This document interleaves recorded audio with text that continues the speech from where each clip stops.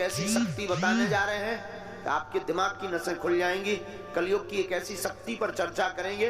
अगर कोई चाहता हो कि हमें कोई हरा ना पाए, घर में, परिवार में, द्वार में, संसार में, समाज में, पॉलिटिक्स में, काम में, धाम में, तो आज की कथा सुन लेना, तुम्हें जिंदगी में कभी हार का मुंह नहीं देखना पड़ेगा। अगर आप लोग किसी विषय में हारना नहीं चाहते तो आज की कथा सुनो। याद रखना, जो मनुष्य धार्मिक होता है वो दुख को भी सुख में बदलने की क्षमता रखता है। उसकी दृष्टि, उसकी विचारधारा दुख को भी सुख में बदल देती है। बिना धर्म का व्यक्ति, कथा में याद रखना, बिना धार्मिक व्यक्ति, बिना धर्म का व्यक्ति ठीक वैसे ही होता है जैसे बिना लगाम का घोड़ा होता है। जिस प्रकार घोड़ा परम स्वतंत्र होता है, वैसे ही बिना धर्म का व्यक्ति भी बिना लगाम का होता है। और लगाम धर्म की जरूर होनी चाहिए। धर्म का मतलब ये नहीं है कि आप कथा में बैठ गए, आप शंकर जी को मान रहे हैं, आप हनुमान जी के भक्त हैं तो आप धर्मात्मा हो गए।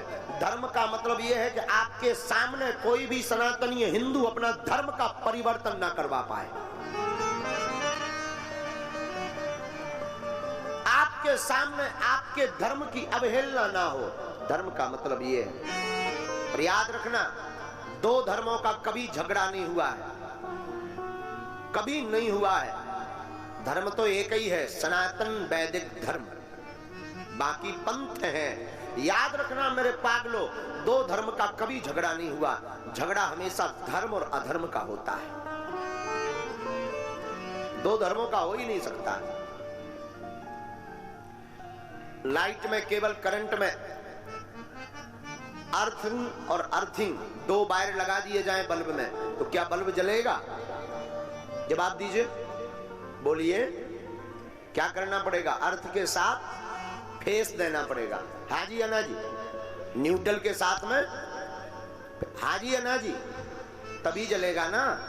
वैसे ही दो धर्म की कभी लड़ाई नहीं होती, लड़ाई हमेशा धर्म और अधर्म की होती है। तो आज हम आपको जो सूत्र देने वाले हैं, तुम अपने कर्म से मत भटको। दुनिया आपके ऊपर क्या कर रही, आपसे क्या कह रही, मत घबराओ। एक महात्मा नदी में स्नान कर रहे थे। स्नान करते करते वो देखते हैं कि एक बिच्छू बहता हुआ चला जा रहा। महात्मा को लगा कि हमें बचाना चाहिए वरना ये मर जाएगा। महात्मा ने अपना हाथ लगाया, बहते हुए बिच्छू को हाथ पर रखा और फेंकने की तैयारी की तो उसने डंक मार दिया, काट दिया। महात्मा के हाथ से बिच्छू गिर गया। महात्मा ने हाथ फटकारा, फिर वो बिच्छू भागने लगा, बहने लगा।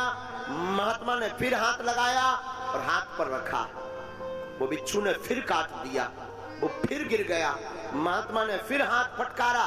विदिन 50 बार बिच्छू ने काटा, हाथ नीला पड़ गया, जहर चढ़ गया, हाथ में सुन्नपन आने लगा। नदी के किनारे हमारे तुम्हारे जैसा कोई एक सज्जन खड़े हुए थे। उन्होंने कहा, ए बाबा, पागल हो क्या तुम? तुम्हारी बुद्धि सठिया गई? वो काट रहा और तुम उसे ही बचाने का प्रयास कर रहे हैं, ऐसे को मरने दो। क्या जरूरत है उसको बचाने की? जो काट रहा हो, जिसके साथ तुम अच्छा कर रहे हैं, वो बुरा कर रहा है, तो क्या आवश्यकता है उसको बचाने की? क्या जरूरत है उसको हाथ पर रखने की? क्या आवश्यकता है? महात्मा ने मुस्कुरा कर कहा कि श्रीमान, बात तो तुमने बहुत अच्छी बोली पर यह सोच बहुत छोटी है।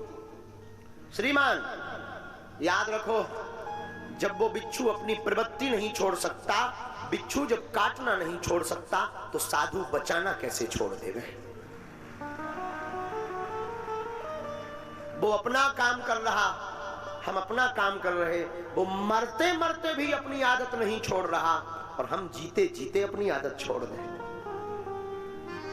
इसलिए मेरे पागलों, दुनिया का काम कहना है, उनको आदत पड़ी है कि तुमको कुछ ना कुछ वो बोलेंगे बोलेंगे बोलेंगे, लेकिन तुम्हारी जिम्मेदारी है दुनिया को बोलने दो, तुम डिगना नहीं, तुम बहकना नहीं, तुम अपने रास्ते पर बढ़ते कदम चले जाना, एक दिन मंजिल अवश्य मिल जाएगी।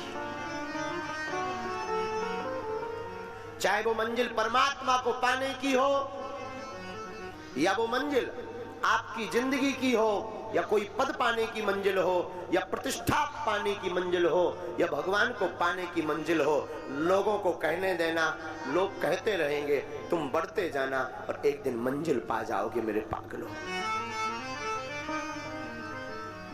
आदत मत छोड़ना, लोगों के कहने पर तुम बहक मत जाना, लोगों को कहने पर तुम हट मत जाना। याद रखना, अहिंसा धर्म है, अहिंसा ना करो, बहुत अच्छा है, लेकिन धर्म पर कोई घात करे चुप बैठो तो ये भी पाप है। धर्म पर कोई घात करे तब बोल देना चाहिए, ये भी धर्म है। वो सूत्र जिसके लिए तुम बैठे हो, उस सूत्र का नाम है एकता। क्या नाम है? जोर से बोलो ना, पीछे वाले।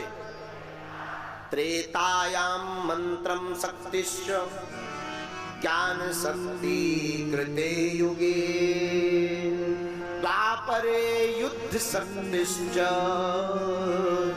संघे शक्ति कलियुगे। त्रेता युग में मंत्र की शक्ति थी, सतयुग में ज्ञान की शक्ति थी। जो त्रेता में मंत्र जानता था वो बलवान था, सतयुग में जिसको ज्ञान था वह बलवान था। पर द्वापर